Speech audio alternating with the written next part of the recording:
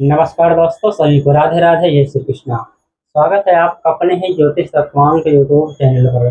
दोस्तों, आज की यह वीडियो कन्या राशि वालों के लिए बहुत ही महत्वपूर्ण होने वाली है, क्योंकि इस वीडियो में हम बात करेंगे जो भी कन्या राशि वाले जातक हैं या फिर जातिकाएं हैं, इन लोगों का विवाह किस वर्ष में होता है, किस माह में होता है तथा किस दिशा में होता है। यानी कि विवाह से संबंधित संपूर्ण जानकारी हम इस वीडियो पर प्राप्त करेंगे। कौन कौन से अशुभ योग बनते हैं, ऐसे क्या ग्रहों की स्थिति हो जाती है जिससे विवाह में बहुत सारी कठिनाइयां आती हैं या फिर विवाह प्रतिबंधित हो जाता है। आइए दोस्तों, आज हम विवाह से संबंधित संपूर्ण जानकारी कन्या राशि वालों के बारे में प्राप्त करेंगे।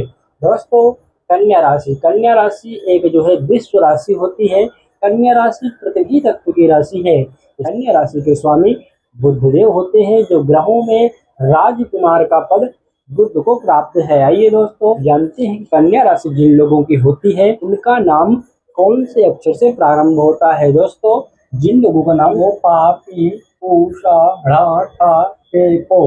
दोस्तों, जिन लोगों का नाम इन 9 चरणों से शुरू होता है, यानी कि उत्तरायस्त्रपादा, हस्त, चित्रार्ध, कन्या, यानी कि उत्तरा के 3 और हस्त और चित्रा के 2, इन 9 चरणों को मिलकर के कन्या राशि बनती है। दोस्तों, जन्म कुंडली में यदि कहीं पर भी चंद्रमा 6 नंबर में, यानी कि 6 नंबर में कहीं पर भी विराजमान हो, ऐसे लोगों की कन्या राशि होती है। दोस्तों, अब हम जानते हैं कि इन लोगों की विवाह किस माह में होता है। दोस्तों, इनका जो विवाह का प्रबल योग बनता है वह बनता है जुलाई और नवंबर के माह में। इन 2 माहों में इन लोगों का प्रबल विवाह योग बनता है। इनकी जब आयु होती है उस समय कितना उम्र होती है, तो दोस्तों इनकी आयु उस समय 27 के लगभग, यानी कि 27 से लेकर के 32 वर्ष के मध्य में प्रबल विवाह का योग बनता है। यानी कि जब 27 वर्ष के होते हैं, जब से इनका विवाह का योग बनने लगता है और 32 वर्ष के अंदर इन लोगों का विवाह हो जाता है। दोस्तों, इन वर्षों में और इन माहों में विवाह वैसे तो हो ही जाता है, परंतु यदि सप्तम भाव, यानी कि जहाँ से विवाह का विचार करते हैं, यदि यहाँ पर कोई अशुभ योग बन रहा हो, जैसे कि सूर्य बैठे हो, शनि बैठे हो, मंगल बैठे हो, कोई वक्री ग्रह बैठा हो और अशुभ ग्रह की या फिर कोई दृष्टि हो, तथा सप्तमेश अस्त हो, सप्तमेश वक्री हो, अनेक प्रकार से सप्तमेश पीड़ित हो, तो ऐसे में विवाह प्रतिबाधित हो जाता है। यानी कि विवाह होता ही नहीं है, बहुत सारी कठिनाइयों का विवाह में सामना करना पड़ता है। दोस्तों, यदि सप्तम भाव पर पाप भाव हो या फिर जन्म कुंडली में अधिक से अधिक ग्रह बंध्या राशि पर चले जाएं, जिस कारण से जातक का विवाह नहीं हो पाता, ऐसे में क्या उपाय करना चाहिए। लड़का हो या फिर लड़की, यदि आपका विवाह में अड़चने आ रही है, समस्याएं आ रही हैं, विवाह नहीं हो पा रहा है, तो आपको क्या उपाय करना चाहिए। आइए दोस्तों, उपायों के बारे में बात करते हैं। ऐसे अद्भुत उपायों के बारे में बात करेंगे।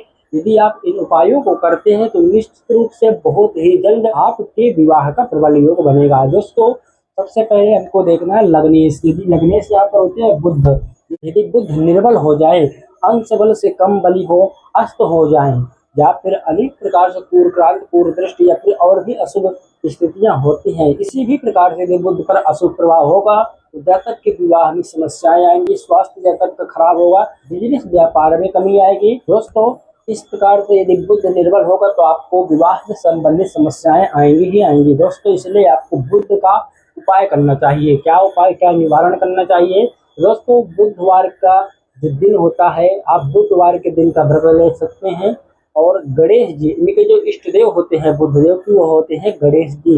यदि गणेश जी पर आप दुर्वा चढ़ाते हैं, 108 बार बोल करके ओम गंग गणपतये नमः, इस प्रकार से यदि आप 108 बार गणेश जी को दुर्वा अर्पित करते हैं, इससे आपको बहुत अच्छा लाभ प्राप्त होगा। गणेश मंत्रों का जाप करते हो, गंग गणपतये नमः, इस मंत्र का यदि आप गणेश जी के मंदिर पर जा करके बुधवार के दिन जाप करते हैं, इससे आपको बहुत लाभ प्राप्त होगा तथा विवाह के भी आपके योग बहुत जल्द बन जाएंगे। दोस्तों, यदि अनेक प्रकार की समस्याएं आ रही हैं, परिवार में समस्याएं आ रही हैं, जॉब बिजनेस व्यापार में समस्याएं आ रही हैं, ऐसे में आप जो है बुद्ध के मंत्रों का जाप कर सकते हैं, जैसे कि ओम ब्राह्म ब्रीम ब्रोम सा बुधाय नमः।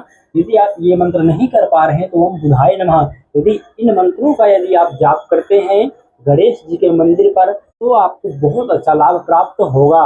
दोस्तों, किसी भी प्रकार से समस्याएं आ रही हैं, इसके लिए आप रत्न भी, बुध का रत्न पन्ना होता है, रत्न भी धारण कर सकते हैं। परंतु बुध का रत्न धारण करने से पहले, किसी भी ग्रह का रत्न धारण करने से पहले अपनी कुंडली का विवेचन कराना परम आवश्यक है, क्योंकि कुंडली का विवेचन कराए बिना किसी भी ग्रह का रत्न धारण नहीं करना चाहिए। दोस्तों, यदि सप्तमेश निर्बल हो, देखिए सप्तमेश यहाँ पर गुरु होते हैं, सप्तम भाव से विवाह का विचार किया जाता है, जिस कारण से विवाह के लिए सप्तमेश बहुत ही ज्यादा जरूरी होता है देखना। यदि सप्तमेश निर्बल होगा तो भी विवाह में बहुत सारी समस्याएं आती हैं। ऐसे में आपको क्या करना है कि सप्तमेश गुरु होते हैं आपके, आप बृहस्पतिवार का व्रत धारण कर सकते हैं, भगवान नारायण की सेवा आराधना करें। बृहस्पतिवार के दिन यदि आप भगवान नारायण की सेवा आराधना करते हैं तो इससे आपको बहुत अच्छा लाभ प्राप्त होगा। विवाह के कारक भी गुरु माने जाते हैं, पुरुष के लिए शुक्र तो स्त्री के लिए गुरु कारक होते हैं, जिस कारण से यदि आप इनका उपाय करते हैं तो आपका विवाह बहुत ही जल्द होने के प्रबल योग बन जाएगा। दोस्तों, अब हम जानते हैं कि इनकी विवाह की दिशा किस दिशा होती है। दोस्तों, सप्तमेश यानी कि सप्तम भाव पर जो ग्रह बैठा हो, सप्तमेश जिस राशि में बैठा हो तो उस राशि के या फिर सप्तमेश के साथ जो ग्रह बैठे हों, इन ग्रहों में से जो ग्रह सबसे अधिक बलवान होगा उस ग्रह की दिशा में जातक का विवाह होता है। तो दोस्तों, यह थी कुछ आज की विशेष जानकारी। यदि वीडियो पसंद आई हो तो वीडियो को लाइक करें, चैनल को सब्सक्राइब करना ना भूलें। मिलते हैं अगली वीडियो तुला राशि को लेकर के, तब तक के लिए स्वस्थ रहिए, मस्त रहिए, ज्योतिष तत्वांग से जुड़े रहिए। वीडियो देखने के लिए आपका बहुत बहुत धन्यवाद।